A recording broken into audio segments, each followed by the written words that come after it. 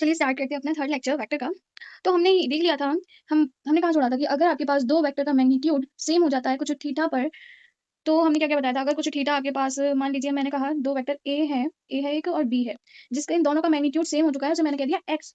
तो अब मैंने लिया 0 डिग्री पे इनका जो रिजल्टेंट आता है वो कितना आता है। इन दोनों का रिजल्टेंट मतलब मैं सी कह रही हूँ, सी वेक्टर का मैग्नीट्यूड, तो वो आएगा आपका 2x। ठीक है, अगर मैंने कहा कि आपको मैंने ले लिया 60 डिग्री, तो 60 डिग्री पे ये जो आता है आपका आता है x√3। अगर मैंने थीटा आपका 90 ले लिया, ये तो पाइथागोरस लग जाएगी डायरेक्ट, इसमें आपका आ जाएगा x√2। अगर मैंने थीटा को 120 ले लिया, इंपॉर्टेंट, ठीक है, वो डायरेक्ट x का x ही रह जाता है। ये चीज, एक तो ये 60 वाला एंड 120 वाला आपको पता होना चाहिए। ठीक है, एंड आपका जो, अगर मैंने थीटा को 180 रख लिया तो वो हो जाता है आपका 0। ठीक है, क्या चीज 0 हो जाती है आपकी, जो आपका रिजल्टेंट है इन दोनों वेक्टर्स का ए और बी का, वो 0 हो जाता है। देखो ये, ठीक है। ठीक है, तो हमने इतना देख लिया था, याद हो तो। ठीक है, तो हम अब इसमें कह रहे हैं कि दो वेक्टर हैं, वही सेम मैग्नीट्यूड है, जिनका एक्स है, हैविंग एंगल कुछ बिटवीन इनका थीटा है, तो बताइए रिजल्टेंट कितना होगा। अब देखो, इसमें एक्स एक्स रख देंगे, क्या होती है प्रॉपर्टी याद है, क्या निकाला था हमने, ए का एक ए वेक्टर का मैग्नीट्यूड प्लस बी वेक्टर का मैग्नीट्यूड, इसमें स्क्वायर भी लगेगा, ए वेक्टर का मैग्नीट्यूड का स्क्वायर प्लस बी वेक्टर का मैग्नीट्यूड का square plus 2ab cos theta, है ना। और यही आपसे क्या कह दिया गया है, ये दोनों के दोनों ए वेक्टर और बी वेक्टर का मैग्नीट्यूड सेम है, हमने कह दिया एक्स है। तो इस तरह से अब इसमें कोई प्रॉब्लम, अगर ये इस तरह से लिखा हुआ है तो इसमें कोई प्रॉब्लम तो होगी नहीं, देख लो। नहीं है, इसको हमने कुछ सॉल्व करा, इतना आया। सॉल्व कैसे करा भाई, इन दोनों को प्लस करा, इसको करा, तो ये आ जाएगा 2x² plus 2x² cos theta. ठीक है, इसको आगे इसमें से मैंने क्या करा, कॉमन ले लिया, 2x² इधर आ गया, और इसमें से क्या कौन बचा, 1 बचा, एंड प्लस इसमें से मैंने 2x² ले लिया, इसमें क्या बचा, cos थीटा, इस तरह से, और अंडर रूट में, है ना, यही आपका इधर लिखा हुआ है। अब एक प्रॉपर्टी आती है ट्रिग्नोमेट्री की, कि एफ कोई और कर लेते हैं, theta cos theta equal to your cos 2 cos theta निकू 2 cos स्क्वायर थीटा बाय 2। देखो इधर यही लग गया है, अब कोई पूछे, सॉरी माइनस में, माय बैड। ठीक है, मैं ये कह रही हूँ आपको, अब ये जो थीटा आया है ना cos थीटा, इसको आपने इस इक्वेशन, देखो वैसे जो भी आपको का पढ़ना है, बस यहाँ से ये आप ये निकालेंगे, इससे काम बन जाएगा। सेम फॉर tan अल्फा आप निकालेंगे, अल्फा की वैल्यू हाफ आ जाती है इस कंडीशन में, कब कि आपके दोनों वेक्टर का मैग्नीट्यूड सेम है, कुछ थीटा पर है, तो बताइए जो रिजल्टेंट आएगा वो आपका ए से किस एंगल पे होगा। तो वो तो हम चलो कर ही रहे हैं सॉल्व, इसको मैंने खोल कर ये लिख दिया, ये ट्रिग्नोमेट्री की प्रॉपर्टी है, जब आपका हम cos थीटा को इस तरह से भी लिख सकते हैं, 2 cos square theta by 2 minus 1। ठीक है, ठीक है, तो अब हमने इतना लिख दिया, ये प्लस का 1 और ये माइनस का 1 दोनों कैंसिल हो गए। ठीक है जी, अब आपके पास जो, इसको हटा दो, इसको हटा दो, ये बचा इनटू में, क्योंकि ये दोनों एक दूसरे से कैंसिल हो गए। ठीक है, तो आपके पास कुछ इस तरह का आ गया। तो इसको अगर आप सॉल्व करके देखो तो कितना करोगे, ये अंडर रूट में 4x² cos theta cos square theta by 2, तो 4 का अंडर रूट में क्या हो जाएगा, 4 का अंडर रूट 2, 4 अंडर रूट 2 है, मैं कह रही हूँ 4 का अंडर रूट स्क्वायर का क्या होता है, 4 को अंडर रूट से बाहर निकालेंगे तो 2 आ गया, एक्स स्क्वायर को बाहर निकालोगे अंडर रूट से तो कितना एक्स आ गया, इसको बाहर निकालोगे तो ये आ जाएगा आपका ये स्क्वायर, ये स्क्वायर कह रही हूँ, ये पूरा, तो दिख गया इधर, ये आता है 2x cos थीटा बाय 2। ये क्या आया है, ये डायरेक्ट रिजल्टेंट आ गया है। हमने कह दिया कि अगर हमारे पास ए और बी दोनों वेक्टर के मैग्नीट्यूड सेम है, तो बताइए उसमें आपका इनका रिजल्टेंट क्या आता है, इसका रिजल्टेंट आपका आता है 2x cos थीटा बाय 2। बस ये मतलब है, आपको इतना ही याद रखना है, बस इतना ही याद रखना है। अब इसमें जो देखो, इसका हम बनाएं डायग्राम, तो मान लीजिए ये आपका ए वेक्टर, ठीक है, ए वेक्टर, ये आपका कुछ बी वेक्टर, ठीक है जी, इन दोनों का रिजल्टेंट इधर, ठीक है, ये अल्फा बनाता है, ठीक, और ये कुछ इधर, इन दोनों के बीच में थीटा एंगल, ए और बी के बीच में। ठीक है, ठीक है, तो अब ये बताइए मुझे, इस अल्फा की, जब मैं ये कह रही हूँ दोनों का मैग्नीट्यूड सेम है, इसका मैग्नीट्यूड x है, इसका भी मैग्नीट्यूड x है, तो ये जो थीटा बना रहा है ए से, ये जो सी वेक्टर है जो ए से थीटा बना रहा है, वो कितना होगा, सिंपली आप बोलेंगे ये हो जाता है थीटा, ये जो अल्फा है ये हो जाता है आपका थीटा बाय 2। अब कोई किसी को गुदगुदी मच रही होगी पेट में कि आया कैसे, तो देख लीजिए आपका जो सिंपली कैसा होता है, हमने कल निकाला था, इस तरह से निकाला था, ये अल्फा, ये निकाला था किस तरह से कि इधर परपेंडिकुलर खींचा, फिर ये लिया, फिर ये लिया, इसको इसका कॉस निकाला, पहले इसका साइन निकाला, देन ये आपका ए है, करा वो सब करा था हमने, इसकी कोई नीड नहीं है, हमको अभी डायरेक्ट फॉर्मुला पता है क्योंकि हम कल कर चुके हैं। तो ये आपका फॉर्मुला आता है सिंपल में, अगर कोई आपका ए और बी का मैग्नीट्यूड सेम नहीं होता तब, ठीक है, तब की बात होती है ये। तो तब हमने अल्फा निकाला, tan अल्फा निकाला, तो ये हमारा कल का फॉर्मुला, ठीक है जी। अब उसमें क्या कह रहा है, मैग्नीट्यूड ए और बी का तो सेम है इस क्वेश्चन में, तो आप एक्स एक्स मान लिया हमने, तो आपसे रखिए एक्स इधर, देन एक्स को कॉमन ले जाएंगे आप, एक्स को काट देंगे कॉमन, तो एक्स निकल के बाहर आ गया, इधर से एक 1 आया, इधर से आपका एक्स गया, भाई मैं इधर कोई किसी को भाई मुझे तो समझ नहीं आया कि इस तरह से हो गया आपका, इधर डायरेक्ट वैल्यू पुट कर दिया tan थीटा की, सॉरी cos थीटा की, तो इसलिए रुको एक स्टेप इधर बढ़ा लो कि sin theta equals your 1 plus cos theta, ये मैंने x कॉमन ले लिया है इधर से इधर से इधर से, क्योंकि इधर से मैंने x कॉमन लिया है तो इधर x आया, इधर बचा 1 प्लस कॉस थीटा। भाई कॉमन लेना तो आता है ना, सिंपल है ना, सिंपल चीज है ये तो इतना आपने कर लिया है, ये आपका आ गया। अब अभी अभी मैंने बताया आपको कि cos थीटा को हम एक और तरीके से लिख सकते हैं, that is cos theta 2 cos square theta half minus 1, ये। और sin थीटा को भी लिख सकते हैं हम क्या, कि 2 sin theta by half theta by 2 cos theta by 2, ये ही इसको इसमें पुट कर दिया गया है, आगे ये रहा, ठीक है। अच्छा कोई कहे कि इधर का 1 कहाँ गया -1, क्योंकि आपका इधर +1 था और इधर -1 था, दोनों ने एक दूसरे को काट मार डाला और आपके पास ये बचा। देन आप इसको 2 cos थीटा को 2 cos स्क्वायर थीटा बाय 2 को इस तरह से भी लिख सकते हैं, 2 cos theta by 2 cos theta by 2, ठीक है। इसमें आपका ऊपर से एक ये गया, ऊपर ये है ना आपका 2 sin theta by 2 cos 2 theta 2 नहीं है cos थीटा बाय 2, अरे भाई ये लीजिए ये लीजिए ये लीजिए ये लीजिए, इस तरह से। तो अब ये इधर से ये कट गया cos थीटा बाय 2 और cos थीटा बाय 2 कट गया, इधर से इधर ये 2 कट गया, तो क्या बचा आपका इधर, अच्छा ये है ऐसे। तो ये क्या बचा, sin थीटा बाय 2 अपॉन में cos थीटा बाय 2 नहीं दिख रहा तो इधर लिखा हुआ है, देखो ये इधर से मैंने मान लो इसका एक cos से एक जो स्क्वायर है उससे इसका cos उड़ा दिया, तो आप और 2 से 2 उड़ा दिया, तो नीचे आपका जो बचा है वो बचा है cos थीटा बाय 2। तो अब जो sin अपॉन में थीटा क्या होता है, tan, तो आपका जो tan theta by 2 is your tan alpha, tan से tan गया, अल्फा जो आ गया आपका थीटा बाय 2। फालतू की बकवास करी नहीं करी हमने इधर। हालांकि चलो अच्छी बात है, आपको सीखने को मिला कि एक प्रॉपर्टीज कुछ होती हैं, अगर याद रख लोगे तो कोई गलत बात नहीं है, कि आपका जो साइन थीटा वो होता है कि आप इस तरह से लिखते हैं 2 sin theta by 2 cos theta by 2। एक चीज ये न्यू सीखने को मिलेगा जिसको नहीं बताती तो, ठीक है। और cos थीटा को आप इस तरह से लिख सकते हैं 2 cos theta cos square theta by 2 -1, ठीक है। ये दो चीज जिसको नहीं पता थी वो एक बार लिख ले और लिख के पढ़ ले। तो देखो इधर तो कोई स्पेशल यूज नहीं था, सच में इधर किसी का कोई यूज नहीं था। आपको डायरेक्ट चीज ये याद रखनी है, अगर आपके दो वेक्टर की मैग्नीट्यूड सेम है तो आपका रिजल्टेंट ये हो जाता है, इस तरह से डायरेक्ट पुट कीजिए x की वैल्यू जो भी आपके पास है और cos जो भी आपको देन वो भी दे रखा होगा एंगल, डायरेक्ट निकाल दीजिए, आपको ये वाला फॉर्मूला लगाने की देन नीड नहीं पड़ेगी, ठीक है। सेम आपके पास tan अल्फा पूछ रहा है, वो डायरेक्ट आपको क्या हो जाएगा, थीटा बाय 2 अल्फा की वैल्यू थीटा बाय 2 आ जाएगी डायरेक्ट, समझे ना। मतलब क्या है वो, कि आपके पास एक ये वेक्टर है दूसरा v वेक्टर, ये दोनों का मैग्नीट्यूड सेम है x x, तो इसमें जो इनका रिजल्टेंट ये है आपका अल्फा, तो इधर जो कुछ है ये आपका थीटा, ये वाला एंगल कौन सा, ये जो थीटा है ये इधर मतलब थीटा का आधा ये आपका अल्फा हो जाएगा, या हम कह सकते हैं अल्फा का डबल आपका थीटा हो जाएगा, समझे, ठीक है। अगर देखो अगर किसी को नहीं समझ में आ रहा तो ऐसे कर सकते हैं, ये मैं इसको आगे लेके गई, इन दोनों के बीच का एंगल थीटा, वही आपका जो रिजल्टेंट है ना इन दोनों का, ये इसको इस तरह से ही होता है, और हाफ ये मतलब इतना जो पार्ट है ये मतलब मैं कह रही हूँ ये जो पार्ट ये आपका होता है अल्फा, आधा सही, इन दोनों के बीच के एंगल का आधा, ये आपका सी है, ये ए मान लो ये बी मान लो, क्योंकि इन दोनों का मैग्नीट्यूड तो सेम मैंने एक्स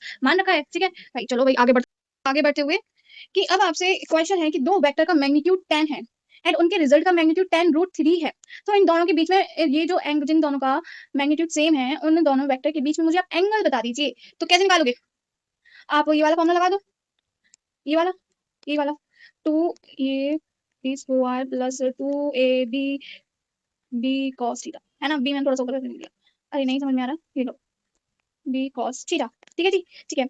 अब आपकी 10 की इसकी वैल्यू 10, इसकी भी value 10 plus 2 into 10 into 10 cos theta ही हमें निकालना है, एंड ये है आपका 10√3। क्या मैं इसका रूट इसके ऊपर ले जाऊं तो ये स्क्वायर कर देगा इसका, हाँ जी स्क्वायर कर देगा, या फिर अगर ये समझ नहीं आ रहा तो मैंने ये करा है, मैंने दोनों तरफ स्क्वायर कर दिया, दोनों तरफ स्क्वायर कर दिया, मतलब मैंने ये इस पे स्क्वायर करा और इस पे स्क्वायर करा, इस पे स्क्वायर करा तो इसका अंडर रूट हट गया और इस पे आपका स्क्वायर आ गया, तो ये इस तरह से हो गया। तो इसको खोल के लिख सकते हैं अब क्या, 10 × 3 इक्वल्स टू योर 200, डायरेक्ट लिख रही हूँ मैं, इसको प्लस करोगे आप 200 आएगा प्लस 200 cos थीटा, ठीक है, ठीक है। अब ये आप ये कर सकते हैं 200 को इधर लेके आओगे तो ये हो जाएगा आपका 100, है ना, 300 बनाइए और इधर 200 इधर आके माइनस हो जाएगा, 200 300 माइनस कितना हुआ 100, और आपका ये कितना हो गया 200 cos थीटा। तो ये दोनों एक दूसरे से कटे, cos थीटा की वैल्यू आ गई हाफ, तो बताइए कौन से एंगल पे cos थीटा की वैल्यू आती थी हाफ, 60 हो गया इन दोनों के बीच का एंगल। आगे बढ़ते हुए आपका एक और क्वेश्चन कि resultant of A vector and B vector is perpendicular to A, मतलब आपसे क्या कह रहा है, रिजल्टेंट मतलब इसका सी वेक्टर परपेंडिकुलर है ए वेक्टर के, ए वेक्टर के and its magnitude is equal to the half of the magnitude of B. अब इट्स मैग्नीट्यूड का मतलब क्या है, किसके मैग्नीट्यूड के बारे में बात कर रहा है, ये रिजल्टेंट मैग्नीट्यूड के बारे में बात कर रहा है। अगर मैं कह दूं इस बी का मैग्नीट्यूड आपको कुछ एक्स दे रखा है तो रिजल्टेंट का मैग्नीट्यूड आपका x/2 हो जाएगा। क्यों? आप क्वेश्चन पढ़ो एक और बार कि वो कह रहा है आपका जो मैग्नीट्यूड है रिजल्टेंट का हाफ है किसके, बी के मैग्नीट्यूड से। ठीक है, तो अब मुझे आप बता दीजिए ए और बी के बीच में एंगल क्या होगा। हाँ, अब देखो अच्छा क्वेश्चन है ये। अब पहले इस क्वेश्चन के अकॉर्डिंग थोड़ा अपना डायग्राम बनाए कि आपसे कह रहा है जो ए है, ए वेक्टर ये रहा, ए वेक्टर के परपेंडिकुलर है आपका रिजल्टेंट वेक्टर कुछ सी, ये रहा। ठीक है, मैंने ये सी वेक्टर माना, सी वेक्टर मैग्नीट्यूड का। ठीक है, ये आपका ए वेक्टर। तो बी वेक्टर आपका किस तरह से बनेगा, इस तरह से बन जाएगा, इसका टेल, इसका हेड, इसका टेल, इसका हेड, और रिजल्टेंट ऐसे, रिजल्टेंट हेड टू हेड और tail to tail, tail to tail और हेड टू हेड लगता है। ठीक है, ठीक है, ये कल वाली क्लास में अच्छे से सीखा था, अब इधर किसी को प्रॉब्लम नहीं आनी चाहिए। तो ये आ गया आपका बी। इसका रिजल्टेंट मैंने x मान लिया, तो इसका सॉरी रिजल्टेंट कह रही हूँ, इसका मैंने मैग्नीट्यूड x मान लिया है, तो इसका मैग्नीट्यूड x/2। ठीक है, ठीक है, ठीक है जी। इन दोनों के बीच में एंगल 90 है, इसको मैं मान रही हूँ थीटा कुछ। अब एक बात बताइए मुझे, मेरे को हाइपोटेनियस पता है क्योंकि ये राइट एंगल ट्रायंगल, तो ये तो हाइपोटेनियस हो गई। एंड मुझे आपका परपेंडिकुलर पता है, तो बताओ मैं क्या कौन सा लगा दूं, साइन लगा दूं। साइन से मुझे 2 मिनट में आंसर आ जाएगा, sine sine theta equals to perpendicular upon में हाइपोटेनियस। ठीक है, तो आपका परपेंडिकुलर कितना है, x/2, x/2 एंड हाइपोटेनियस आपकी x है, x से x गया तो इसकी वैल्यू कितनी आ गई, साइन थीटा की वैल्यू आ गई आपकी हाफ, हाफ आ गई। बताओ कौन से एंगल पे हमें साइन थीटा की वैल्यू मिलती थी हाफ, 30 डिग्री। क्या क्या क्या इन दोनों वेक्टर्स के बीच में 30 डिग्री का एंगल है, जिसने हाँ बोला एक लगा लो यार अपने, कल हमने कितने अच्छे से पढ़ा था, हेड टू हेड या टेल टू टेल कहते हैं बेटा जी ये थीटा, इधर पहले इसको टेल टू टेल मिलाओ इस वेक्टर को। अब जो बचा इधर ये वाला, इसको बोलेंगे इन दोनों के बीच का एंगल, ना कि इस थीटा को। ठीक है, तो आपका 180 में से जो थीटा आया है उसको माइनस कर दो, कितना है 150 आ जाएगा आपका answer, 150 degree will be your answer. ठीक है, ठीक है। अब एक और क्वेश्चन की तरफ बढ़ते। अब ये क्वेश्चन आपसे क्या कह रहा है, देखो कि सम ऑफ, ये भी अच्छा क्वेश्चन है, अच्छा क्वेश्चन है, बट आपको समझ में लैंग्वेज आ गई तो ये 2 मिनट का क्वेश्चन भी नहीं है। 2 मिनट का क्या 10 आप चलो मान लो 30 सेकंड का क्वेश्चन भी नहीं है। ठीक है, अगर लैंग्वेज करेक्ट कर लेते हो, कैलकुलेशन अच्छी है तो कर ले जाऊंगी 30 सेकंड में। अब कह रहे हैं sum of the vector A and vector B is 16 newton. Sum कह रहा है ए वेक्टर जो है एंड आपका जो बी वेक्टर है, इन दोनों वेक्टर का मैग्नीट्यूड का सम हमारे पास 16 दे रखा है। मान लीजिए मैंने इस ए को कुछ x मान लिया, तो क्या ये जो बी है आपका 16 माइनस x नहीं कह सकती मैं इसको, क्यों? क्योंकि इन दोनों का सम हमारे पास, इन दोनों मैग्नीट्यूड का सम हमारे पास 16 दे रखा है अकॉर्डिंग टू योर क्वेश्चन। मैंने अपनी तरफ से कुछ नहीं करा, बस मैंने लेट सपोज कर दिया कि इसका x हो सकता है, तो जो भी b का होगा x 16 माइनस x होगा। बहुत सिंपल सी गणित है ये तो, है ना। हाँ जी, अब कह रहा है आपसे जो magnitude of the resultant a and b vector is 8 Newton. आपको इन दोनों मैग्नीट्यूड का रिजल्टेंट भी दे दिया जो कि c आप कहते हैं, जिसे जो आपको 8 न्यूटन दे रखा है। इसमें से आप बताइए हमें when the resultant is perpendicular to a, वो इसका तरह से परपेंडिकुलर हो गया a के, तो हमें बताइए कि a और b के बीच में कौन सा, a वेक्टर और b के बीच में, नहीं सॉरी बीच में वो नहीं पूछा, एंगल नहीं पूछा, इन दोनों का बस मैग्नीट्यूड ही बताना है। इन दोनों का आप मैग्नीट्यूड बता दीजिए a और b का। तो कैसे करोगे, आपसे क्या कह रहा है, डायग्राम बनाओ। एक आपका ये रहा a वेक्टर, ये आपका जो परपेंडिकुलर कह रहा है ना, तो पहले परपेंडिकुलर को बनाएंगे हम। ये आपका c है जिसका मैग्नीट्यूड आपको 8 दे रखा है, और ये आपका a वेक्टर है जिसका मैग्नीट्यूड मैंने अभी लेट सपोज x कर लिया है, और ये आपका b वेक्टर ये रहा इस तरह, इसको इसका मैंने मैग्नीट्यूड आपसे कहा है 16 माइनस x मान लीजिए। अरे 16 माइनस एक्स, तो ये आपका 90 डिग्री है। क्या अब आपको दिख रहा है मैं पाइथागोरस थ्योरम लगा सकती हूँ, इसका स्क्वायर प्लस इसका स्क्वायर इक्वल्स टू योर इसका स्क्वायर। हाँ जी बिल्कुल, आप लगाओ 8 का स्क्वायर प्लस x का square equals to your 16 minus x का स्क्वायर। इसको सॉल्व करोगे पूरा, देखो मैंने इधर सॉल्व कर दिया है, जिसको समझ में ना आए इधर मैं पूरा सॉल्व करके लेके आई हूँ। वैल्यू आपकी 6 आ गई। देखो ये आप सॉल्व खुद कर सकते हो, जहां मैं अपना टाइम बचा सकती हूँ, लेक्चर छोटा हो सकता है, आप अपने आप थोड़ी सी मेहनत कीजिए, आज से आपकी कैलकुलेशन भी अच्छी होगी। ठीक है, तो मेरी x की वैल्यू इधर आ गई, कितनी 6 आ गई। भाई आपको पता चल गई x की वैल्यू, और ये है आपका 16, मतलब a का मैग्नीट्यूड तो पता चली गया आपको कितना है, 6 आ गया इधर, निकाला है हमने अभी पाइथागोरस से। देन इसको 16 माइनस 6 कर देंगे तो ये 10 आ गया, इन दोनों का मैग्नीट्यूड आ गया, इसका आ गया आपका 6, इसका 6 आ गया और इसका आ गया आपके पास 10। हो गया क्वेश्चन। अच्छा जैसे मैंने कहा आपके पास दो वेक्टर है a एंड b, जिनका मैग्नीट्यूड आपको कुछ दे रखा है, मान लीजिए a का 10 दे रखा है और b का कुछ 4 दे रखा है। मुझे मैक्सिमम रिजल्टेंट और मिनिमम रिजल्टेंट चाहिए, तो क्या करेंगे आप, बस a अगर मैक्सिमम चाहिए a और b को प्लस कर दो आप। ठीक है, अगर मिनिमम चाहिए तो a और b को माइनस कर दीजिए और मोड लगा देना। माइनस का कोई मतलब कि अगर मान लीजिए इसका 10 है ये और ये आपके पास 2 है, तो -8 आएगा, -8 नहीं लेंगे हम, आपके पास सिर्फ 8। ठीक है, ठीक है, ये मतलब है। तो अब आप इन दोनों के रिजल्टेंट मतलब ए वेक्टर और बी वेक्टर के मैग्नीट्यूड में मैक्सिमम रिजल्टेंट और मिनिमम रिजल्टेंट निकाल सकते हैं इस ही क्वेश्चन, इस ही कांसेप्ट पे बेस्ड। एक क्वेश्चन आपके लिए, एक नहीं 2 क्वेश्चन। एक कह रहे हैं आप देखो पढ़ो, अब दो वेक्टर हैं a and b have a magnitude 10 and 6 Newton. अभी पीछे वाला से which of the following can be the magnitude of resultant a and b। अब वो कह रहा है इनमें से आपके इन दोनों के रिजल्टेंट कौन कौन से हो सकते हैं। तो अभी मिनिमम और मैक्सिमम वाला कॉन्सेप्ट लगेगा कि ये कितना कम से कम हो सकता है और इन दोनों का रिजल्टेंट कितना मैक्सिमम से मैक्सिमम हो सकता है। मतलब इन दोनों को प्लस कर दीजिए, इन दोनों को माइनस कर दीजिए। तो आपको देखो मैं बताऊं, आप इन दोनों को प्लस करो तो सी मैक्स आपका जो आ जाएगा इन दोनों को प्लस करने के बाद वो आएगा आपका 16। ठीक है जी, ठीक है। और सी मिनिमम जो आएगा आपका इन दोनों के माइनस करने के बाद दैट इज योर 16 10 4। ठीक है, 4 एंड 16। तो अब इससे आपको क्या पता चल सकता है, जो भी ए और बी का रिजल्टेंट हो सकता है वो आपका लाई करेगा 16 और 4 के बीच में। एक पॉइंट भी कम हो गया 4 से तो नहीं माना जाएगा। अगर 16 से एक पॉइंट भी 1% ज्यादा हो गया तब भी नहीं माना जाएगा। 16 तक और 16 से 16 तक 16 भी रिजल्टेंट हो सकता है ए और बी का। और मिनिमम कहां तक जा सकता है, 4 तक या 4 से ज्यादा। ठीक है, तो अब देखो मतलब कितना हो सकता है, 5 6 7 8 9 10 11 12 13 14 15 16। इतने इसके कितने हुए, 1 2 3 4 5 6 7 8, मेरा हाथ चला गया, 8 9 10 11 12 13 14 इतना। देख लो जितना भी आ रहा है, तो वैल्यू आएगा कितना आएगा देख लेंगे। तो अब जो भी वैल्यूज हो सकती है इसकी रिजल्टेंट की ए और बी की, आपके 4 और 16 के बीच में लाई करनी चाहिए, या फिर कोई 4 भी हो सकती है, चाहे वो 16 भी हो सकती है। ठीक है, अब देखो फर्स्ट वाला कितना है, 15 न्यूटन है, तो हमारे कितने किस किसके बीच में लाई करनी चाहिए, 16 या 16 और 4 के बीच में लाई करनी चाहिए। ये वैल्यू 16 और 4 के बीच में लाई करिए। हाँ, तो ये आपका पॉसिबल रिजल्टेंट हो सकता है ए और बी के बीच में। ठीक है, ए और बी के बीच में 16 हो सकता है। हाँ जी, 16 भी हो सकता है क्योंकि खुद 16 एक रिजल्टेंट आ रहा है, मैक्सिमम रिजल्टेंट है ए और बी का। ठीक है, 10 हो सकता है जी, हाँ 16 और 4 के बीच में है। 5 हो सकता है, हाँ 16 और 4 के बीच में है। 4 हो सकता है जी, उसका मिनिमम रिजल्टेंट ए और बी का 4 ही है।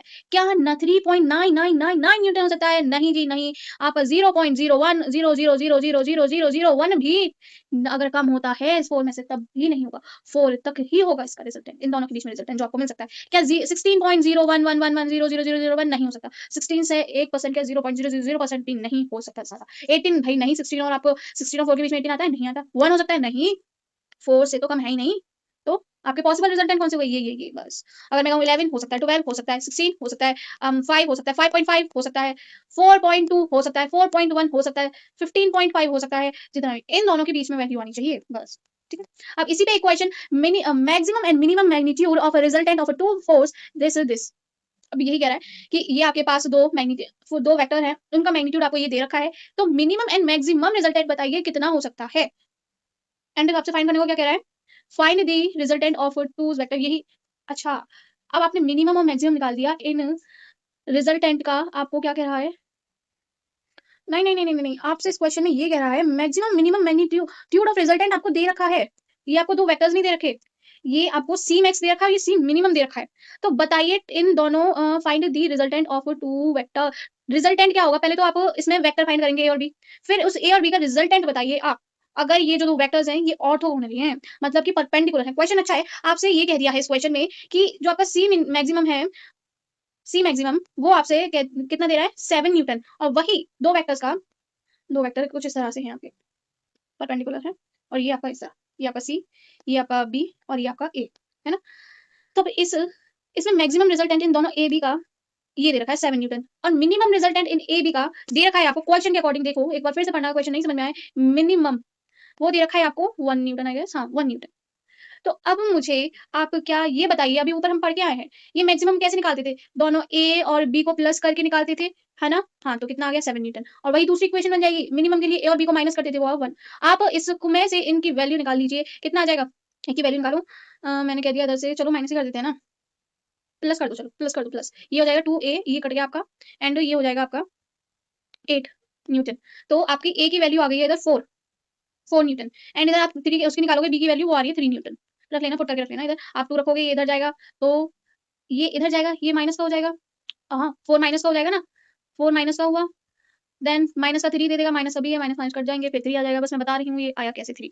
तो आपको ये दोनों वैल्यू मिल चुकी है, तो अब इन दोनों वैल्यू का आपसे रिजल्टेंट पूछ रहा है। क्या अब आपके पास देखो दोनों का मैग्नीट्यूड आ गया, क्या आपके पास एंगल दे रखा है, एंगल दे रखा है, क्वेश्चन पढ़िए जी, हाँ एंगल दे रखा है, दोनों के दोनों भाई वाइट है, दोनों के दोनों ही ऑर्थोगोनली है, मतलब कि परपेंडिकुलर है, ये इसलिए डायग्राम भी ऐसा बनाया है, ये दोनों परपेंडिकुलर है। आप पाइथागोरस थ्योरम लगाइए इसमें, ये तो मतलब आप इस पे दो ना, ये आपका 4 आया, ये आपका 3 आया, इन दोनों का जो हमें रिजल्टेंट मिलता है वो 5 मिलता है, याद करो। हो गया answer, answer will be your 5, बस हाँ खत्म। हाँ जी, अब देखो हमने कल पढ़ा था कि अगर दो वेक्टर्स को ऐड करते हैं तो हमें क्या मिलता है, हमें एक रिजल्ट ये मिला। ठीक है, एक रिजल्ट ये मिला, अगर हम 2 वेक्टर को सब्ट्रैक्ट करें तो बताइए हमें क्या मिलेगा बेटू जी? सिर्फ आपका क्या चेंज कर दिया इस फॉर्मूले में, माइनस लगा दिया है। जो इधर प्लस आया था इधर माइनस कर दिया, सेम इधर जो प्लस आया था सेम इधर माइनस कर दिया। कुछ भी चेंज नहीं हुआ, बस हमने सी की जगह इधर डी लिख दिया है और कुछ भी चेंज नहीं हुआ। अगर मैं ए वेक्टर को माइनस करती हूँ बी वेक्टर में से तो मुझे रिजल्टेंट ये मिलता है क्या, ए का स्क्वायर प्लस बी का square minus 2ab cos theta under root में। अगर tan अल्फा निकालना है मुझे तो v sin थीटा अपॉन में a minus b cos theta. ठीक है, अगर चलो एक बार देख लेते हैं कि क्या मतलब है। देखो आपने a को प्लस करा b को प्लस करा, आपका रिजल्टेंट को c इस तरह से मिला। अब मैं ये कहना चाहती हूँ, अगर मैं देखो इस तरह से a प्लस b को हम ये भी तो लिख सकते हैं, a माइनस b को हम इस तरह से लिख सकते हैं ना, मैं a में प्लस कर रही हूँ माइनस b, समझे, मैं ए में प्लस कर रही हूँ माइनस बी, तो मतलब आपका ये जो ऊपर इधर बी था जो कि प्लस में था, अगर मैंने जस्ट उसे उल्टा कर दिया उसका डायरेक्शन चेंज हो जाता है। याद करो कल वाली क्लास में सबसे पहले यही बताया था, अगर किसी चीज को मैं माइनस से किसी वेक्टर को अगर मैं माइनस से मल्टीप्लाई कर दूं, अपनी डायरेक्शन को जस्ट अपोजिट कर लेता था, तो वही करा है इसने, मैंने वी को माइनस से मल्टीप्लाई करा तो उसने जस्ट अपोजिट कर ली माइनस वी, और आपका फिर इन दोनों का रिजल्टेंट मतलब ए का और वी का रिजल्टेंट हमें कुछ डी मिला। ठीक है ना।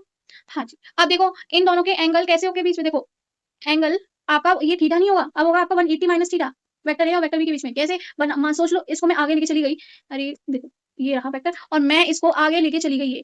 अब इन दोनों के बीच में टेल टू टेल की तो हमें चाहिए या हेड टू हेड मिलाओ, तो हमने टेल टू टेल मिला दिया, आपको 180 मिल गया, 180 माइनस थीटा नॉट 180 है। अच्छा सही, आपको इसमें कुछ भी याद करने कुछ भी रटने जैसा नहीं है, बस जो हमने रिजल्टेंट प्लस वाले के लिए निकाला था वो उसमें बस आप माइनस लगा देंगे, एडिशन वाला में निकाला था ना इसके लिए एडिशन के लिए, तो हम इसमें सिर्फ माइनस लगा देंगे, सेम इधर सिर्फ माइनस लगा देंगे, आपका सब्ट्रैक्शन वाला हो गया काम खत्म बस। अगर दो वेक्टर को सब्ट्रैक्ट करते हैं तो रिजल्टेंट ये आता है एंड आपका tan अल्फा इस तरह से निकलता है। ठीक है, ठीक है जी। अब कह रहे हैं इफ दो वेक्टर आपके पास ए एंड बी जिनका मैग्नीट्यूड 10 है और 20 है सच दैट एंगल इनके बीच में 60 है, तो बताइए। अरे भाई इसमें बस ये कह रखा है आपसे कि हमें प्लस रिजल्टेंट बता दीजिए और tan अल्फा बता दीजिए, क्या आप कल का ही क्वेश्चन कर सकते हैं? कर सकते हैं। अब मैं कह रही हूँ आप सब्ट्रैक्शन बता दीजिए इन दो वेक्टर्स का, क्या जो एज इट इज कीजिए, आप सिर्फ माइनस नहीं लगा सकते, आप इतनी वैल्यू पुट नहीं कर सकते क्या? आप तो कर सकते हो, बी आपके पास ये है, ए आपके पास ये है, आपको एंगल दे रखा है, ठीक है, क्या आप सॉल्व नहीं कर सकते? बस माइनस ही माइनस लगाना है, इसे खुद सॉल्व करना, कमेंट करना आंसर। ठीक है, चलो जी। अब यूनिट वेक्टर ये क्या होता है? यूनिट वेक्टर हमने फर्स्ट क्लास में पढ़ा था कि जिसका मैग्नीट्यूड 1 होता है, जिसको हम कहते हैं फर्स्ट क्लास में कह रही हूँ, तो फर्स्ट लेक्चर में है ना, कि आपका जो यूनिट वेक्टर होता है जिसका मैग्नीट्यूड 1 हो, ठीक है, वो खुद में ही एक वेक्टर है, it is also a vector. ये क्या है देखो अभी पढ़ लेते हैं क्या है, फिर अभी मजे से समझते हैं क्या है। It is used to given a direction, ये हमें डायरेक्शन बताता है, और ये इसलिए इसे डायरेक्शनल वेक्टर भी कह देते हैं हम। ये यूनिट लेस होता है एंड डायमेंशन लेस होता है। अगर यूनिट एंड डायमेंशन नहीं पढ़ेंगे, छोड़ो उसको। अगर मैं कह दूं कौन सा यूनिट और डायमेंशन लेस होता है, एक ऑप्शन दे दूं तो आपका यूनिट वेक्टर आ जाएगा उसमें। और यूनिट वेक्टर को हम एक चलो अभी बताते हैं, चलो अभी बताते हैं। मान लीजिए आपके पास एक ए वेक्टर है, जैसे हम लिखते हैं, मतलब क्या समझे इसका, ए के ऊपर वेक्टर लगी हुई है, एरो लगा हुआ है, तो मतलब वो एक ए वेक्टर है। तो इस ए वेक्टर के पास क्या क्या होगा, इसके पास इसका मैग्नीट्यूड होगा और क्या होगा, डायरेक्शन होगा, क्योंकि ये वेक्टर है इसके पास डायरेक्शन तो होगा ही होगा। तो वो बस बस बस मैंने क्या करा, उसी डायरेक्शन को आपको ए कैप, इस ए को मैंने टोपी पहना दिया जी। हाँ, इस ए कैप को ही हम कहते हैं यूनिट वेक्टर। मैग्नीट्यूड तो पता है, आप इस तरह से लिखते हैं किसी का भी मैग्नीट्यूड, ठीक है, किसी वेक्टर का मैग्नीट्यूड। अब डायरेक्शन के लिए मैंने क्या करा, इस ए के ऊपर टोपी बना दी, तो ये आपका हो गया यूनिट वेक्टर, इसी को ही कहते हैं यूनिट वेक्टर। और इस यूनिट वेक्टर का मैग्नीट्यूड आपका हमेशा 1 ही होता है। इस ए वेक्टर का नहीं, इस ए वेक्टर का तो कुछ तो है मैग्नीट्यूड, हाँ जी है। इस यूनिट वेक्टर का ये डायरेक्शन वेक्टर है, डायरेक्शनल वेक्टर है, और या फिर हम कहें इसे यूनिट वेक्टर है जिसका मैग्नीट्यूड 1 होता है। देखो अभी और क्वेश्चन करते हैं, सच्चे समझ में आएगा। अच्छा अभी समझते हैं, फिर आगे करेंगे क्वेश्चन, स्टेप बाय स्टेप पढ़ते हैं। ठीक है, जैसे मान लीजिए हमारे पास एक ए वेक्टर है, कुछ तो मैग्नीट्यूड है दिख रहा है इसका, अच्छा खासा बड़ा है तो मैग्नीट्यूड भी अच्छा होगा। ठीक है, हम कह रहे हैं आपसे, मैंने यूनिट वेक्टर ए मतलब A cap unit vector parallel to the A vector. क्या मतलब हुआ, ए वेक्टर और जो आपका ए कैप है वो पैरेलल है। मैंने इसकी डायरेक्शन को इस तरह से दिखा दिया कि इसकी डायरेक्शन इसके पैरेलल है। क्या मतलब हुआ इसका, इसकी डायरेक्शन है बस इसकी अलोंग। क्या मतलब है इसका, कुछ तो ऐसा कुछ हार्ड मतलब है क्या? इसका मतलब क्या हुआ, अभी क्या पढ़ा था हमने, ए वेक्टर को अगर मैं लिखना चाहूँ, इसका मैग्नीट्यूड प्लस इनटू मैं इसकी डायरेक्शन, जिसको मैंने ए कैप, ये जो वेक्टर ए है ये इसकी डायरेक्शन बता रहा है कि ए वेक्टर डायरेक्शन है बस ए वेक्टर की, इसके अलोंग इसके पैरेलल, भाई इसकी डायरेक्शन इधर ही तो है, बस इसको रिप्रेजेंट कर दिया अलग से, इसकी डायरेक्शन को, इस ए वेक्टर की डायरेक्शन को, और कुछ नहीं है, और कुछ भी नहीं है, इसलिए कह दिया दोनों के दोनों पैरेलल है। ऑब्वियसली पैरेलल होगी भाई, इसकी डायरेक्शन इसके जिस ए वेक्टर की डायरेक्शन जो कि हमने ए कैप से प्रेजेंट की है, क्या इसकी ही डायरेक्शन में नहीं होगी? बिल्कुल होगी। नहीं समझ में अभी क्वेश्चन करेंगे, टेंशन मत लो, ठीक है। अब बात करते हैं आपकी पोजीशन वेक्टर है क्या है एक वरना, चलो भाई पोजीशन वेक्टर इसको इधर आना चाहिए पहले, चलो छोड़ो इधर से कराते हैं, अभी दोनों में बताऊंगी, ये बताएं इधर से ही। हमने देखो इसमें ये कह रहा है आपसे, आप कभी भी किसी भी वेक्टर की, मान लीजिए आपके पास कोई ए वेक्टर दे रखा है, कोई वेलोसिटी है ए की, ठीक है, ए पार्टिकल है कोई, उसकी वेलोसिटी दे रखी है, हमने इस तरह से रिप्रेजेंट करी है, ठीक है। तो हमसे ये कह दिया गया है, ये जो ए वेलोसिटी है, ए की जो वेलोसिटी है हमें 10 मीटर दे दी है और ग्राफ में कुछ इस तरह से 10 मीटर ही आगे की तरफ जा रहा है, ठीक है? ये आपकी पॉजिटिव एक्स एक्सिस, ये आपकी पॉजिटिव वाई एक्सिस, ये पीछे आपकी नेगेटिव एक्स एक्सिस और नीचे आपका नेगेटिव वाई एक्सिस। तो इसमें हमें देखो वेलोसिटी आपका वेक्टर है, तो हमें रिप्रेजेंट तो करना पड़ेगा इसका मैग्नीट्यूड साथ में इसकी डायरेक्शन। तो मुझे बताइए अब इसकी डायरेक्शन कैसे लिखेंगे आप? क्योंकि आपका ग्राफ में देखो ये आगे पॉजिटिव एक्स एक्सिस में जा रहा है, तो मैं क्या इसकी डायरेक्शन को कह दूं along the positive x axis, ठीक है जी, बिल्कुल सही बात है, अच्छी बात है। तो आपने इसे कह दिया कि आगे ही इसकी तरफ जा रहा है। हमने बाय के लिए भी ऐसे एक v बंदा है वो उधर जा रहा है y एक्सिस में, पॉजिटिव y एक्सिस में 20 मीटर पर सेकंड से, हमने इधर भी ऐसे लिख दिया। बार-बार मैं अपनी इंक ना खर्च करूं, बार-बार मुझे इतना लंबा ना लिखना पड़े, बार-बार मैं अपना टाइम वेस्ट ना करूं अलोंग प्लस x एक्सिस या plus along plus y axis, है ना? तो उसके लिए आपका एक सिंपल सी चीज निकाल दी कि आपका कह दिया आई कैप। आई कैप मतलब आपका देखो इधर लिख लो सारे के सारे। आई कैप का मतलब होता है आपका कोई पार्टिकल है वो पॉजिटिव एक्स एक्सिस में जा रहा है। नेगेटिव आई कैप का मतलब है कि आपका जो भी पार्टिकल है वो जा रहा है आपका नेगेटिव एक्स एक्सिस में, ठीक है, पीछे की साइड। और आपका जो जे कैप है उसको हम कहते हैं वो होता है आपका पॉजिटिव वाई एक्सिस में कोई भी पार्टिकल है वो चल रहा है, ठीक है। एंड आपका जो माइनस का जे कैप है उससे हम रिप्रेजेंट कर देते हैं आपका जो भी पार्टिकल है वो Y axis minus Y axis में जा रहा है। एंड जो आपका की कैप, अब बेटा जी के कैप भी आ गया, वो इस तरह से मान लीजिए आपकी ये जेड एक्सिस इधर की साइड और पीछे की साइड दूसरी तरफ ऐसे जेड एक्सिस, ये आगे की साइड निकली होती है, मतलब 3D, 3D आगे की साइड और पीछे की साइड। तो आपका जो के कैप है, इस के कैप का मतलब होता है वो पार्टिकल आपका पॉजिटिव जेड एक्सिस में है, ठीक है, याद कर लोगे। और जो माइनस का के कैप, मैंने माइनस लगाया हाँ, माइनस का के कैप है मतलब आपका जो पार्टिकल चल रहा है माइनस एक्स एक्सिस में चल रहा है, बस याद रखना है, इतना सा काम है, इतना सा काम है। These are our unit vector. अब मुझे बताइए ये जो पार्टिकल ये सी वाला बंदा है उसकी वेलोसिटी कैसे रिप्रेजेंट करोगे?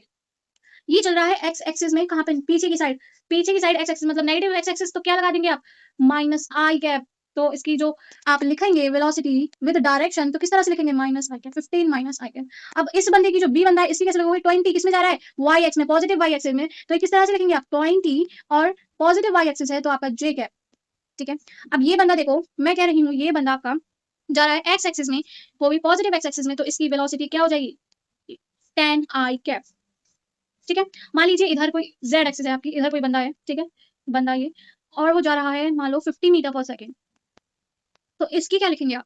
इसकी वेलोसिटी विद डायरेक्शन कैसे लिखेंगे आप? 50 मीटर पर सेकेंड, और किस डायरेक्शन में? पॉजिटिव के डायरेक्शन, मतलब पॉजिटिव एक्स है ना, तो Y sorry Z Z Z आगे निकला हुआ आपका जेड, ठीक है, ठीक है जी।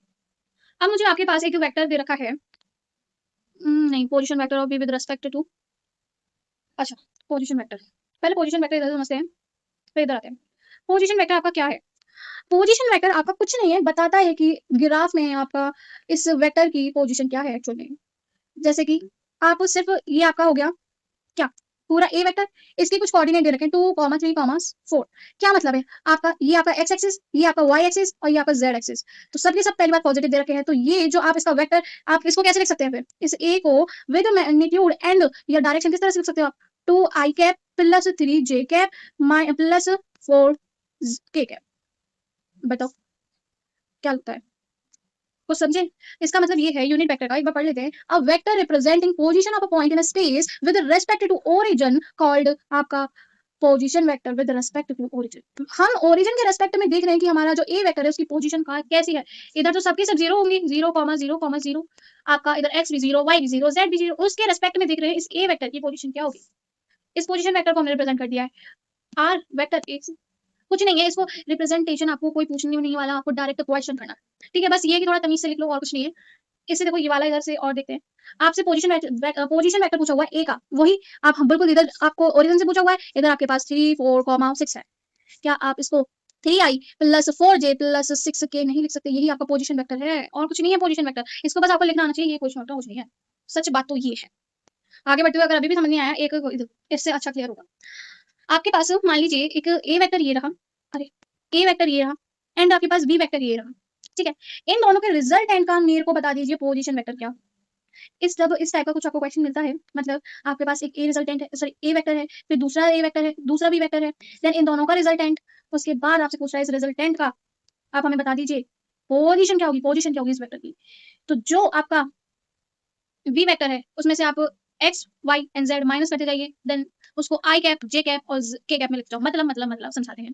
आपका जो बी मतलब जो आपका रिजल्टेंट वेक्टर है ना, ये इसका हम पोजीशन वेक्टर कैसे निकालेंगे? तो पोजीशन वेक्टर निकालने के लिए हमने क्या करना है, जो आपका बी वाला वेक्टर है उसका पोजीशन वेक्टर माइनस कर देंगे आपका जो ए वाला वेक्टर है उसका पोजीशन वेक्टर। लेट्स सपोज देखो, चलो इधर पहले ये समझ लेते हैं। देखो इसका पोजीशन वेक्टर क्या होगा, x x2 i cap, y2 j cap and z2 k cap. ठीक है, माइनस करना है बी का हमने वो निकाल लिया पोजीशन वेक्टर, ए का पोजीशन वेक्टर निकालना है तो क्या करेंगे, x1 i cap, z1 j cap and sorry y1 j cap and z1 k cap. नहीं समझे तो एक एग्जांपल के थ्रू समझते हैं हम। आपके पास एक इस तरह से एक वेक्टर ये दे रखा, मान लीजिए इसका कुछ मैं कह रही हूँ 2, 4, 3। ठीक है, इसको आप मान लो 6, थोड़ा सा और आगे मान लो 5 समझ लीजिए, कोई बात नहीं है, एंड ये आपका 4। ठीक है, इस तरह से आपको ये ए है, ये बी है, बी वेक्टर ए वेक्टर इस तरह से आपको दे रखा है। तो आप अब हमें इसमें ये बताइए, थोड़ा छोटा करो यार पेन। तो इसमें अभी आप ये बताइए मुझे, ये जो इसका इन दोनों का रिजल्टेंट होगा इस तरह, इन दोनों की इस वेक्टर की पोजीशन क्या होगी। तो देखो पहले मैं क्या ए वेक्टर का पोजीशन निकाल लूं, अभी हमने समझा ए वेक्टर का पोजीशन क्या करना है, हमें कुछ नहीं करना। अगर तुम्हें हवा लग रहा है ना दिमाग में, बस ये सोचो मुझे इसके एक्स ये तो पता होगा, ये एक्स होता है, ये वाई होता है, और लास्ट वाला आपका जेड होता है। बस इसके अकॉर्डिंग जो जो मुझे दे रखा है, मैं और ये एक्स होता है तो मैं सीधे आई लगा दूंगी, प्लस करके इसमें मैं इसमें जेड लगा वो जेड दूंगी, एंड प्लस के कैप। मतलब आपका जो ए वेक्टर होगा, जो आपका ए का पोजीशन वेक्टर होगा, ए का जो पोजीशन वेक्टर होगा, ए का पोजीशन वेक्टर जो होगा आपका वो होगा 2 आई कैप प्लस 4 जे कैप प्लस 3 के कैप। ठीक है, अगर मैं कहूँ आपका ये जो है इस बी का पोजीशन वेक्टर, मुझे बताइए क्या होगा। तो आपका बी का पोजीशन वेक्टर ये हो जाएगा कि 6 आई कैप प्लस 5 जे कैप प्लस 4 के कैप।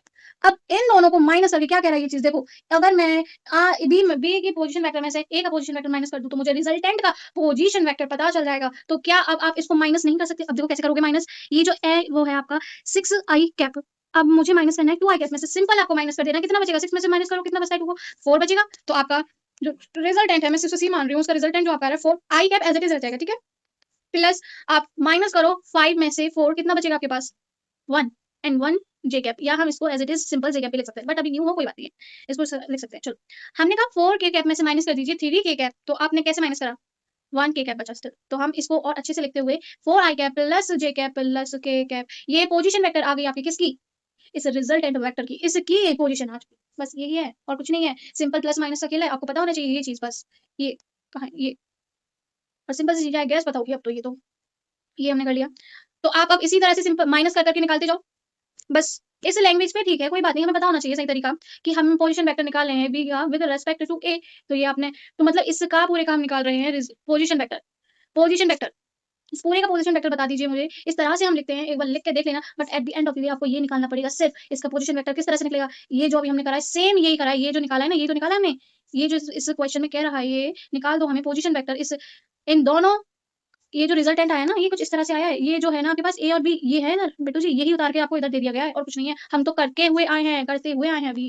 तो ये आप कर सकते हैं पूरा वही है, कुछ चेंज नहीं है, वही है, इसमें लैंग्वेज ऐड कर दी है, कुछ भी नहीं है। ठीक है, अब मैग्नीट्यूड कैसे निकालते हैं वेक्टर, कुछ नहीं करना यार, ये बहुत सिंपल चीज है, बहुत मजेदार चीज है। बस आपको कुछ इस तरह से एक वेक्टर दे दिया गया है, आपको जो भी एक्स का है, मतलब आप आपका पहली बात तो इस तरह से वेक्टर दे दिया गया आपको। ठीक है, तो जो आई के साथ है, जे के साथ है, के साथ है, देखो कौन है, देन उनके जो मैग्नीट्यूड है इस पर्टिकुलर, उनको आप स्क्वायर कीजिए, देन ऐड कीजिए। मतलब क्या है यार, आपको कुछ नहीं दे रखा, मान लीजिए ये दे रखा है। ठीक है, 3i plus 4j equal to your नहीं प्लस योर के कैप। तो अब मुझे इस पूरे का, मुझे इस वेक्टर का, ये जो ए वेक्टर है मैग्नीट्यूड बताओ। कुछ नहीं करना आपको, अंडर रूट लीजिए, इसका स्क्वायर प्लस इसका स्क्वायर प्लस इसका स्क्वायर, और ये आपका आ जाएगा 5√2। सॉल्व करोगे तो आ जाएगा 5√2। बस ये करना है और कुछ नहीं करना, यही है और कुछ नहीं है। इतना हुआ नहीं है, वेक्टर कुछ हुआ नहीं है। वेक्टर की कुछ कुछ फॉर्मूले, देखो मैं कहूँ फॉर्मूला शीट बनाना और समझ समझ के बनाना, टीप के मत बनाना और अपनी ही बनाना। ठीक है, और समझ के बनाना कि अच्छा ये वाला ऐसे होता है, हम इस तरह से निकालते हैं मैग्नीट्यूड किसी वेक्टर का, अगर हमें इस तरह से मतलब पोजीशन वेक्टर के फॉर्म में हमें दे रखा होता है तो। ठीक है, निकाल सकते हो। अब तो कुछ भी नहीं है, इधर एग्जांपल देखो, अरे मैंने ये वाला, चलो देखो ये, अगर हाँ जी, अगर माइनस आ जाता है, आपको घंटा फर्क नहीं पड़ता कि माइनस है क्यों है नहीं, आप स्क्वायर कीजिए और निकालिए, जो प्लस का आंसर आएगा इधर वो भी सेम माइनस का आंसर आएगा। आपको फर्क नहीं पड़ता कि माइनस है इधर कि प्लस है, क्यों एक बार देख लेते हैं। मान लीजिए आपके पास कोई इधर एक वेक्टर है, इधर कोई बी वेक्टर है। ठीक है, आपको कहता है ये कि आपका कोई ए वेक्टर इक्वल्स टू ये कौन सा है, ये एक्स है ना, तो ये इस तरह से हो जाएगा। ठीक है, हाँ, और वहीं आपको दूसरा बी वेक्टर मैंने मान लो ये दे दिया आपको 3 आई कैप -4 जे कैप। तो इसका मतलब क्या है -4 का, ये बस उल्टा होके इधर आ गया अपनी y एक्सिस में। पर जब आप इन दोनों वेक्टर्स का मतलब कि ये जो आपके पास है इन दोनों का अगर वो सम निकालेंगे, ये आपका है 3 और ये आपका है 4, जो आप रिजल्टेंट निकालेंगे तो ले देखिए 5 ही तो देगा वो, इधर से मतलब नहीं है, मैग्नीट्यूड निकालते हैं हम, मैग्नीट्यूड निकालते हैं 2 मैग्नीट्यूड, इसलिए अब कुछ समझ में नहीं आ रहा ना, तो बस ये समझो आपको अगर इधर पॉजिटिव दे नेगेटिव दे कोई मतलब नहीं है, आपको बस लिखना ऐसा है कि जो आप 3 का स्क्वायर प्लस 4 का स्क्वायर अंडर रूट 3 का स्क्वायर प्लस 4 का स्क्वायर चाहे माइनस हो कुछ भी हो, ठीक है, प्लस है तब भी ऐसे ही जाएगा, माइनस है तब भी इधर प्लस ही लिखेंगे, माइनस नहीं लिखेंगे, ठीक है, ठीक है। अब मैग्नीट्यूड आप निकाल लेंगे, इसका स्क्वायर प्लस इसका स्क्वायर प्लस इसका स्क्वायर अंडर रूट में, ठीक है, इसका 1 है इसके साथ भी 1 है, इसके साथ भी 1 है और इसका स्क्वायर देख लो भाई, कुछ है वैसा करने जैसा नहीं, माइनस मिल गया तब भी कुछ नहीं होगा, 1 का स्क्वायर प्लस 1 का स्क्वायर प्लस 1 का स्क्वायर एंड अंडर रूट में तो आ जाएगा आपका 3 रूट 3 बस। अब ये मैं आपको बता रखा है कि unit vector along axis along A vector क्या है, मतलब आपको पता है यही अभी देखो इधर बताया गया है, इधर सारे के सारे यूनिट वेक्टर निकाले इस तरह से हमने बताया है। ये जो क्वेश्चन है ना आप कर सकते हो, मैग्नीट्यूड निकलवाया अब आप कर सकते हो, ठीक है, सारे कर सकते हो, एक बार इसको देख लो, एक बार इसको बता दे रही हूँ, माइनस वाला तो नहीं है, इसको ही बता दूं अगर कोई माइनस वाला है तो, ये चलो छोड़ो, ये वाला बता रही हूँ मैं आपको, इस वेक्टर का मैग्नीट्यूड निकालना है, कैसे निकालेंगे, तो आप 1/3 लो, पता चल रहा है ना हम कर क्या रहे हैं, ये किसी फॉर्म में दे रखा है, ये आपको इस फॉर्म में दे रखा है, इक्वल टू में A X I cap plus K Y J cap and plus A Z K cap, इस फॉर्म में आपको दे रखा है, तो वही हम निकाल रहे हैं। अब इनके जो ए वाई और ए जेड को, अरे हाँ, 1 अपॉन कितना कंपेयर करो, 1/√3 प्लस 1/√3 का स्क्वायर प्लस 1/√3 का स्क्वायर और इन पे अंडर रूट, इस तरह से सॉल्व कर दोगे आंसर आ जाएगा, ठीक है, मैग्नीट्यूड निकालें, ठीक है, ये हो गया आपके पास, ये भी हो गया। अब हम बात करते हैं यूनिट वेक्टर के बारे में, और हमने बताया था आपको अगर आपके पास कोई एक वेक्टर है तो हम इस तरह से लिख सकते हैं उसका यूनिट और उसकी डायरेक्शन। अब ये आपका एक ऐप होता है आपका यूनिट वेक्टर, तो यूनिट वेक्टर को आप इस तरह से नहीं लिख सकते, ये आप जो मैग्नीट्यूड है उसको नीचे ले जाओ, तो ये आपका यूनिट वेक्टर बन गया, तो यही है आपका यूनिट वेक्टर कि कोई आपके पास ए वेक्टर है अपॉन में उसका मैग्नीट्यूड, वही आपका होता है यूनिट वेक्टर, सिंपल, समझ रहे हो ना, कि आपके पास कोई ए वेक्टर है, मान लीजिए आपके पास ए वेक्टर है कुछ ये 3i cap plus 4j cap है ना, तो पहले तो आप आपका ये जो ए वेक्टर है, ठीक है, आपके पास ए वेक्टर, अब इसका मैं मैग्नीट्यूड निकालना चाहूँ इस ए वेक्टर का, तो क्या होगा 3 का स्क्वायर प्लस 4 का स्क्वायर और अंडर रूट, तो मेरे पास 5 आ जाता है इसका मैग्नीट्यूड, तो वही अब मुझे ए कैप चाहिए, मतलब यूनिट वेक्टर चाहिए इसका, कैसे निकालेंगे, ये जो ए वेक्टर है उसको लिखिए पहले एंड अपॉन में आपका ये मैग्नीट्यूड ऑफ दैट वेक्टर 5, ये आपका आ गया मैग्नीट्यूड सॉरी यूनिट वेक्टर, बस यूनिट वेक्टर आ गया इस वेक्टर का, बस काम खत्म, बस इतना ही है क्वेश्चन आपके पास, ये रहा, देखो यही सेम क्वेश्चन, ठीक है। अब देखो इधर भी यही कहा गया है कि इतने सारे क्वेश्चन है ना, ये यूनिट वेक्टर निकलवा रहे हैं, इधर आपसे बता दीजिए, ये आपके पास एक वेक्टर दे रखा है, तो इस वेक्टर को लीजिए, इस पूरे पूरे वेक्टर को रखना ऊपर, फॉर्मूला क्या होता है भाई यूनिट वेक्टर का, ये होता है फॉर्मूला, तो ए वेक्टर को पूरा जो भी ए वेक्टर दे रखा है एज इट इज रखिए, देन उस ए वेक्टर का मैग्नीट्यूड आप निकाल के रखिए, उससे आप कैलकुलेट करेंगे आपका क्या आ जाएगा यूनिट वेक्टर, यही तो कर रहे हैं हम, ये आपके पास देखो A vector, fine, A vector as it is रखा है इधर और इसका मैग्नीट्यूड हमने हमने निकाल रखा है, देखो बस ए वेक्टर इधर देखो, ए वेक्टर ठीक है, ए वेक्टर और इसका मैग्नीट्यूड तो इसका यूनिट वेक्टर आ गया, ए वेक्टर इसका मैग्नीट्यूड तो यूनिट वेक्टर आ गया, ठीक है, ए वेक्टर इसका मैग्नीट्यूड तो हमें यूनिट वेक्टर मिल गया, बस ऐसे ही कर रहे हैं, ये सब ऐसे ही हो रहा है। चलो एक क्वेश्चन इसके ऊपर हमसे कह रहा है कि find a force vector B, find a force vector B whose magnitude इतना दे रखा है and the direction is towards E vector इतनी।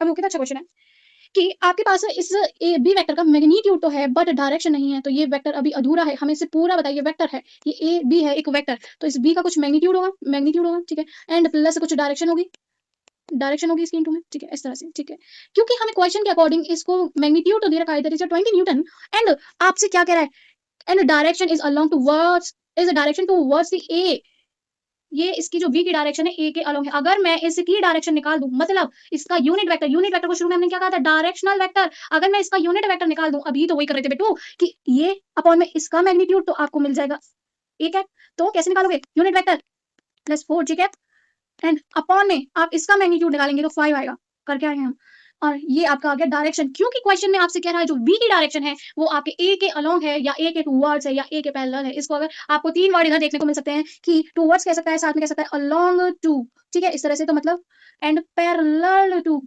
तो ये मतलब है कि जो आपकी कोई वेक्टर दे रखा है बी, तो उसकी डायरेक्शन ए के अलोंग हो सकती है, ए से पैरेलल हो सकती है, ए के टुवर्ड्स हो सकती है, मतलब उसकी ही डायरेक्शन में है, क्या मैं इसका यूनिट वेक्टर निकाल के इसको डायरेक्शन मतलब इसकी ए की डायरेक्शन निकाल के देन बी से मल्टीप्लाई कर दूं, बी को डायरेक्शन मिल जाएगी, तो 20 से इंटू कर दो आप, देन सॉल्व करते रहो आंसर आ जाएगा। इतना कर लो, ये हमने निकाल लिया ए वेक्टर। अगर किसी को नहीं समझ में आया तो भाई देखो, ए वेक्टर निकाल लिया इनटू में 20, क्यों? क्योंकि बेटू जो आपका जो वेक्टर होता है ना, वी वेक्टर है, उसके पास मैग्नीट्यूड भी होता है और डायरेक्शन भी होती है। ठीक है, डायरेक्शन भी होती है। कहाँ है भाई? अरे अरे हाँ, डायरेक्शन भी होती है, क्योंकि मैग्नीट्यूड आपको गिवन है 20, हमने डायरेक्शन, उसने क्वेश्चन निकाला कि ए के अलोंग है, तो ए वेक्टर से मैंने पहले उसका ए कैप निकाल लिया, मतलब डायरेक्शन। तो डायरेक्शन हमारे पास 3i प्लस 4j अपॉन में 5i, तो इंटू कर दिया, इससे काटो ये 4y, इससे इंटू कर दो 4 को अंदर को, तो 12i 12i plus 16j cap, बस हो गया। ये रहा आपका वी वेक्टर आ गया। ठीक है, ठीक है। अब आपके पास एक और क्वेश्चन कि एक वेक्टर फाइंड नहीं, रुको, find a v vector whose magnitude इतना एंड डायरेक्शन पैरेलल। अब यही सेम क्वेश्चन हो गया भाई, अब आप कर सकते हो पैरेलल टू या अलोंग टू। अब आप निकालिए इसका मैग्नीट्यूड, देन ए वेक्टर को रखिए इस तरह से, मतलब ये है ना, और ये इसका आपका आ जाएगा डायरेक्शन, उससे ये जो डायरेक्शन आई इसके मैग्नीट्यूड से बी के मैग्नीट्यूड से इंटू कर दो, आ जाएगा। ठीक है, अब क्या कह रहा है ये, एक particle movement, particle has a momentum of इतना, ठीक है 20, if the moment in the direction of A, then to find the momentum of a vector from। अच्छा देखो, बिल्कुल सेम वही क्वेश्चन है। अब एक वेक्टर की जगह आपको मोमेंटम दे दिया है और उसके मैग्नीट्यूड 20 है, और मोमेंटम की डायरेक्शन कह रहा है ए के अलोंग, और ए का वेक्टर दे दिया, same as it is, same as it is, same as it is. आप निकालिए पहले इधर से ए कैप को निकालने के बाद 20 से इंटू कर देना, बस आ गया आंसर। अच्छा, ये अच्छा question. Find the force in, find the force in a vector form. हाँ, वेक्टर फॉर्म में निकालना है। If its magnitude is 20 newton and direction is parallel to, एक मैं बता दे रही हूँ, ये वाला बताऊं, ये वाला बता दें। पैरेलल टू में तो आप कर सकते हो, पैरेलल वाला तो हम करके आ चुके हैं ना, क्योंकि मैग्नीट्यूड तो आपको दे रखा है, और पैरेलल में डायरेक्शन में ये हो गया। मैं बता रही हूँ अब ये वाला अपोजिट वाला। देखो, आपके पास इसको अगर मैं एक वेक्टर दे रखा है, ये अगर इस वेक्टर को मैं ए मान लूं तो कोई गलत बात तो है नहीं है। ठीक है, इसकी जो फोर्स है उसकी डायरेक्शन अपोजिट है इस ए वेक्टर से। तो मैं पहले इसका ए कैप निकाल सकती हूँ, कितना आएगा, ए कैप निकाल सकती हूँ। तो आपका कितना दे रखा है, 6 माइनस 3 और plus 2, 6 I cap minus 3 J cap and plus 2 के कैप। ठीक है, अब इसका मैग्नीट्यूड निकालो, कितना आएगा, 36 प्लस 9 प्लस 4, वो हो जाएगा 7, 7 आ गया इसका मैग्नीट्यूड। ठीक है, तो जो भी ये अब आया है, क्योंकि ये डायरेक्शन आ गई इस ए वेक्टर की। अब क्वेश्चन फिर से पढ़ो, ये क्या कह रहा है, opposite to the a vector, ये पूरा ए वेक्टर है, तो मैं इसके आगे नेगेटिव लगा दूं, उसे अपोजिट करने के लिए। आपको बुरा तो नहीं लगेगा जी, नहीं लगना चाहिए, इसके आगे मैंने नेगेटिव लगा दिया, और इनटू कर दो किससे, इसका जो मैग्नीट्यूड दे रखा है फोर्स से, बस आ गया आंसर। यही करना है और कुछ नहीं, बस आपको इनटू करना था माइनस से। पहले निकालिए ए, फिर उसको माइनस कर दिए, माइनस लगा दीजिए ए के आगे, ए कैप के आगे, देन 21 से इंटू कर दो, बस काम खत्म। अब आपसे क्या कह रहा है, एक वर्ड है, इज फ्लाइंग विद, इतने स्पीड से वो उड़ रही है फ्रॉम ए टू बी, इस तरह से, तो बताइए वेलोसिटी क्या होगी। देखो, आपके पास स्पीड है मतलब मैग्नीट्यूड है वेलोसिटी का, है ना, स्पीड है मतलब मैग्नीट्यूड है वेलोसिटी का। अगर किसी को नहीं पता, वेलोसिटी होती है आपकी, वेलोसिटी इस तरह से समझो, आपको वेलोसिटी होती है स्पीड इनटू में डायरेक्शन, डायरेक्शन। तो इससे क्या पता चलता है, ये स्पीड जो है आपका वेलोसिटी का मैग्नीट्यूड है। ठीक है, जिसको नहीं पता उसके लिए बता रही हूं। अब आप इसमें से ये माइनस कीजिए, आपका डायरेक्ट पोजीशन वेक्टर आ जाएगा इसमें, पोजीशन वेक्टर आया, देन आप पोजीशन वेक्टर आ गया आर, देन उस पोजीशन वेक्टर का आप निकालिए मैग्नीट्यूड, पुट कीजिए, आ जाएगा। क्या करना है, नहीं समझ में आ रहा क्या, ये पूरा रिजल्टेंट, तो इस पूरे रिजल्टेंट का पोजीशन वेक्टर निकालेंगे, तो अरे भाई इसको माइनस करो, इसमें से कितना आएगा, 4, 4 आई कैप, 4 आई कैप, अरे रखो, और कोई ये वाला ले लेते हैं, हटो ये 4, और भाई गुस्सा हो गया अब तो, 4 आई कैप प्लस इसको से इसमें से इसमें माइनस करो, कुछ नहीं बचा, जीरो, जीरो को हम कुछ नहीं ले रहे। ठीक है, एंड आपका इस 3 को माइनस करिए, 6 में से कितना बचता है, माइनस का 3, तो माइनस का 3 के कैप, 3 के कैप।